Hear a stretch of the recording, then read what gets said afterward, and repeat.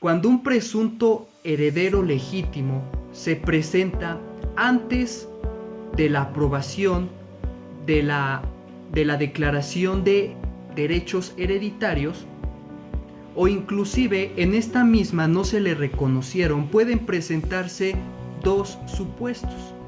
En el primero de ellos es antes de que se realice la aprobación de la partición y de la adjudicación de los bienes hereditarios de la masa. El segundo supuesto es posterior a la aprobación de la partición y de la adjudicación de los bienes hereditarios. En estos dos casos es en el momento procesal oportuno en que se puede ejercitar por este heredero legítimo no reconocido en estos dos momentos sus derechos hereditarios. Es el momento para llamar a la vida jurídica la acción de petición de herencia. Respecto del primer supuesto, en el que nos presentamos antes de realizarse la aprobación de la adjudicación, así como de la partición realizado a la inversa, el Código Adjetivo Civil poblano nos señala en su precepto 789 que el procedimiento que se va a seguir es por vía incidental, es decir, que la acción de petición de herencia a través de este procedimiento se va a poder ejercitar. Por otra parte, el precepto 790 nos señala también que esta acción de petición de herencia a través de este procedimiento incidental no va a suspender, es una de sus características, no va a suspender el procedimiento sucesorio. Pero entonces, ¿cuál es su objeto? Lo que sí va a suspender es, una vez aprobada la acción de petición de herencia, es propiamente hablando, lo que va a suspender es la adjudicación de los bienes. En su caso también, por supuesto, de la partición en un primer momento. Ahora bien, por otra parte, la acción de petición de herencia es una acción real, es decir, que se va a otorgar a quien acredite, propiamente hablando, esta calidad de heredero legítimo, de acuerdo y con fundamento a las disposiciones civiles correspondientes, que va a tener por objeto la reivindicación de la herencia, así como las prestaciones correspondientes. En el segundo supuesto, es decir, una vez de aprobada la partición y la adjudicación de los bienes de la masa hereditaria, ¿qué puede proceder? Será nuevamente la vía incidental. La ley nos señala en su artículo 791 que en estos casos es a través de la acción de petición de herencia procederá por vía autónoma, es decir, que se va a demandar en este supuesto no a los presuntos herederos, sino más bien a los adjudicatarios que ya tienen en posesión los bienes. Esa es la diferencia que estriba entre ambos. Pero adecuémonos, o mejor dicho, partamos en el primer supuesto. Vamos a proceder a desarrollar para fines lúdicos cómo va a proceder la acción de petición de herencia en estos dos casos. Vamos para allá. Muy bien, como ya lo hemos manifestado, el juicio de acción de petición de herencia se va a tramitar correspondiente a los artículos 413 y 414 del mismo ordenamiento, es decir, del Código de Procedimientos Civiles, para el Estado Libre y Soberano de Puebla, el cual establece las reglas, generalidades aplicables a los incidentes. En este tenor de ideas, el procedimiento de acción de petición de herencia, en el primer supuesto, es decir, antes de la declaración de la partición y la adjudicación de los bienes de la sucesión, en este caso, por fines lúdicos, lo voy a hacer a través de las siguientes etapas procesales. Número 1, la denuncia. Número 2, el auto de erradicación. Número 3, la contestación de la demanda. Número 4, la audiencia en la cual se van a desahogar las pruebas. Y número 5, la resolución jurisdiccional correspondiente. Es menester señalar que la ley adjetiva señala a la audiencia en la cual se van a desahogar las pruebas como una audiencia indiferible. Es por ello que a continuación, en un primer momento, procederemos al desarrollo y agotamiento de la primera etapa procesal, que es la denuncia. En este caso, es menester que la denuncia es a través de una petición que debe de reunir las formalidades de una demanda, en la cual se van a establecer las disposiciones generales del promovente. Pero, ¿qué pasa en aquellos supuestos donde existe pluralidad de promoventes? Lo idóneo sería que ellos conjuntamente hagan el ejercicio de esta acción de petición de herencia. Pero no se preocupen, porque no es necesario hacerlo conjuntamente, sino que se puede realizar de manera unilateral. Ahora bien, ¿a qué se refiere con estas reglas de la formalidad de una demanda? Pues si bien en el mismo ordenamiento que he estado citando, en el artículo 194 es ahí donde se establece, el cual determina que, salvo aquellos casos que la propia ley marque, la demanda deberá de ser por escrito. Claro que existen casos extraordinarios en los que puede ser por comparecencia, es decir, de forma oral ante el órgano jurisdiccional correspondiente, pero en este caso por escrito, por regla general, y debe de reunir además de ello una serie de requisitos. Estos requisitos tradicionalmente se enmarcan, pueden ser incluso más, pero los esenciales son 10 que se enlistan en 10 fracciones. La primera fracción se refiere al tribunal correspondiente y, de conformidad con la Ley Orgánica del Poder Judicial del Estado de Puebla, en su artículo 48, si no me equivoco, establece la competencia. En este caso, no es necesario remitir a ello porque se va a presentar en el juzgado donde se esté desarrollando el juicio sucesorio legítimo. La fracción segunda, por otra parte, establece lo relativo a el nombre del actor o de los actores en caso de que exista pluralidad, es decir, de los promoventes, además de su domicilio particular y el domicilio para recibir notificaciones. Pero nuevamente surge una interrogante: ¿quién es el promovente de los promoventes? El artículo 768 del Código de Procedimientos Civiles establece que podrán denunciar el juicio legítimo sucesorio, fracción primera, aquellos que se crean con derecho, los presuntos herederos del decuyus, del autor de la herencia. Pero ¿quiénes son ellos?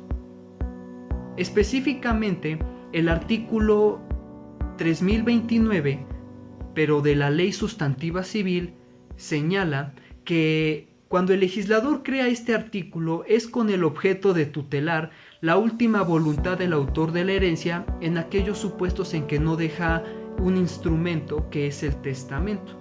Es decir, es aplicable este precepto jurídico a aquellos juicios sucesorios intestamentarios ab intestato o, en su caso, legítimos, el cual establece una serie de fracciones que son los que pueden pedir o ejercitar sus derechos hereditarios legítimos, que es fracción primera, los descendientes, que se refiere a los hijos que pueden ser nacidos o póstumos, el cónyuge o la concubina que sobreviva, por supuesto, los ascendientes y en línea colateral o transversal hasta el 6º grado, que es el que marca la propia ley. Y por no mencionar, por partes iguales, la Benemérita Universidad Autónoma de Puebla, así como el gobierno del Estado de Puebla, a través de la asistencia social pública. Ellos son los que pueden figurar como actores promoventes de la acción de petición de herencia. La fracción tercera se refiere al nombre y domicilio del abogado patrono, en el cual se deberá señalar también, se deberá establecer las generalidades del título profesional que se inscribió correctamente en el Tribunal Superior de Justicia para el Estado de Puebla. Eso enmarca la fracción tercera. La fracción cuarta, por otra parte, nos establece el nombre y domicilio de los demandados. En este caso, serán todos aquellos que en el auto de radicación que en su momento procesal oportuno se determinó la declaración de los derechos hereditarios. Eso corresponde a la fracción cuarta. Debo aclarar que el orden que estoy llevando a cabo es por tradición que tanto los miembros del Poder Judicial, así como los litigantes, han acostumbrado, pero puede ser en cualquier orden, desarrollarse esta denuncia que tiene las formalidades de una demanda. La fracción quinta se refiere a las prestaciones. ¿Qué se le va a pedir al órgano jurisdiccional, a la autoridad competente? ¿Qué es lo que vamos a solicitar?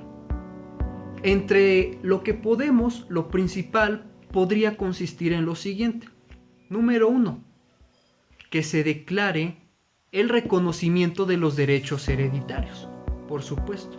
Número 2, que se entregue ya sea total o parcialmente la herencia. Número 3, en aquellos casos en que los bienes de la herencia produzcan frutos, que se rinda un informe respecto de ellos mismos. Y número 4, en caso de que existan que los frutos producen a su vez ciertos beneficios y estos dejaron de ser percibidos durante el tiempo en que no se estuvo en la posesión de los bienes de la herencia, se busca una indemnización. Estas son las prestaciones esenciales que se pueden solicitar a la autoridad jurisdiccional correspondiente. Por otra parte, la fracción sexta compagina con la fracción octava. ¿Por qué?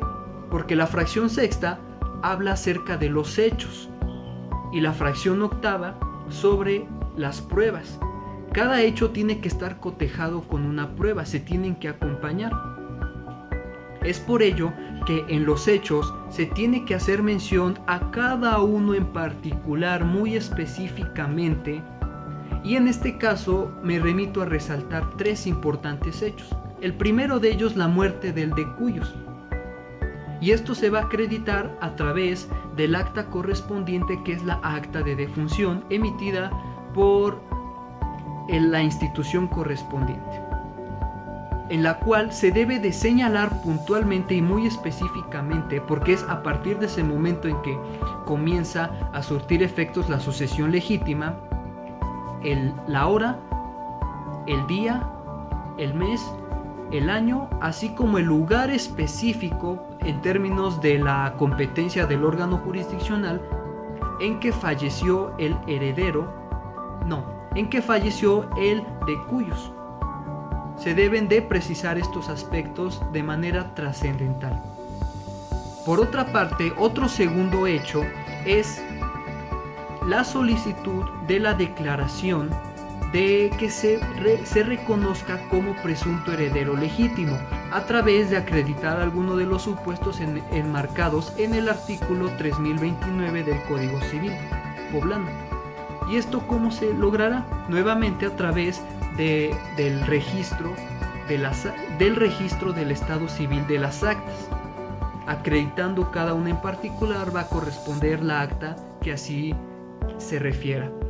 Debo también señalar que el tercer supuesto que se puede presentar como hecho es que a través de la radicación, del auto de radicación, se logre comprobar que existe un juicio sucesorio que se está desarrollando. Es donde deriva precisamente el no reconocimiento de los derechos hereditarios para hacer valer la acción de petición de herencia. Las pruebas documentales públicas son aquellas que sí se van a desahogar por su propia naturaleza, porque son emitidas por una autoridad, mientras que las pruebas, las documentales pero privadas, se pretende que sean acompañadas con otra prueba más para que tengan validez plena, como es una prueba testimonial, por ejemplo, entre otras más.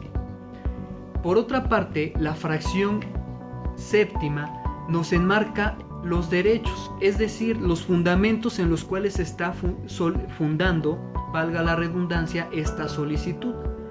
Es menester que trascendentalmente se debe de citar los artículos 789, 790, 791 relativos al juicio de acción de petición de herencia, pero también a los relativos a los incidentes, que corresponde el 413 y 414 del mismo ordenamiento, y los que hemos mencionado incluso, por no dejar, el artículo 768 del mismo ordenamiento y 3029 del Código Civil.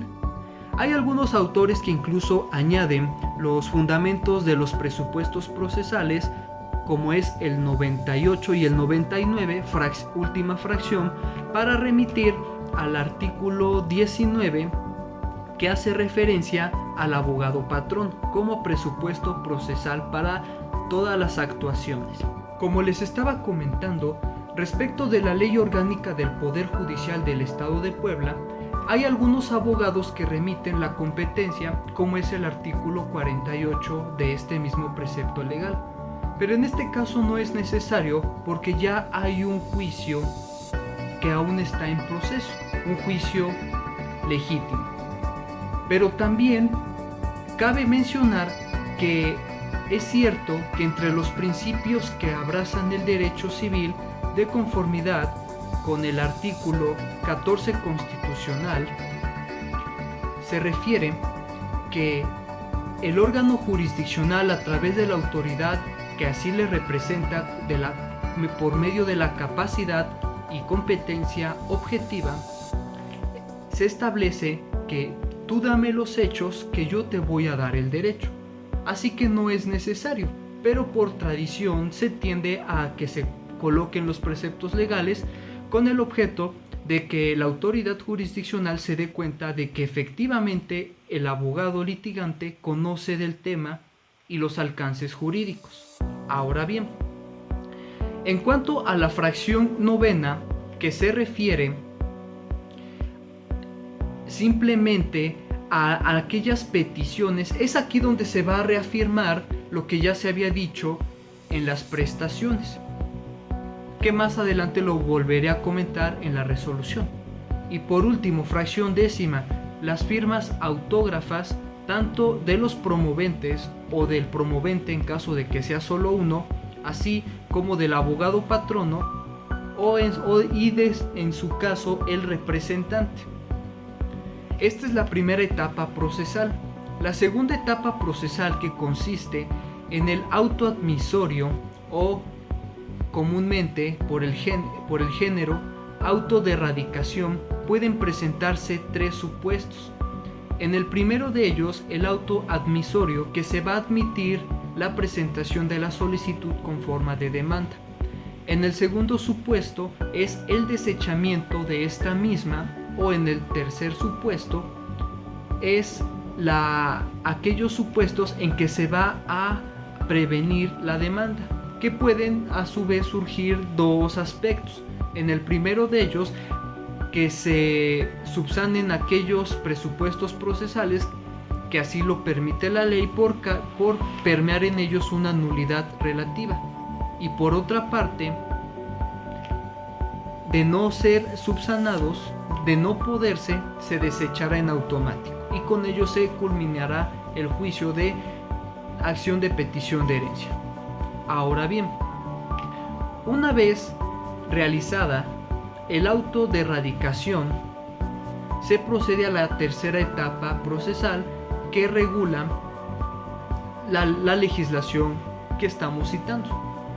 En esta etapa procesal es la audiencia en la cual antes de esta audiencia el juez emplazará a los presuntos herederos, porque es antes de la partición y adjudicación, para que comparezcan a desahogar las pruebas que así consideren oportunas a través de su contestación de la demanda, la cual deberá realizarse en un plazo de 3 días la contestación de la demanda, para que posteriormente proceda la citación a esta audiencia indiferible, para dar cavidad al principio de auditar altera par, óigase a la otra parte. Una vez desarrollada esta audiencia, se procederá a la resolución correspondiente, en la cual el juez decretará todo lo conducente a las objeciones, así como resolverá cada uno de los puntos de la demanda que se está presentando.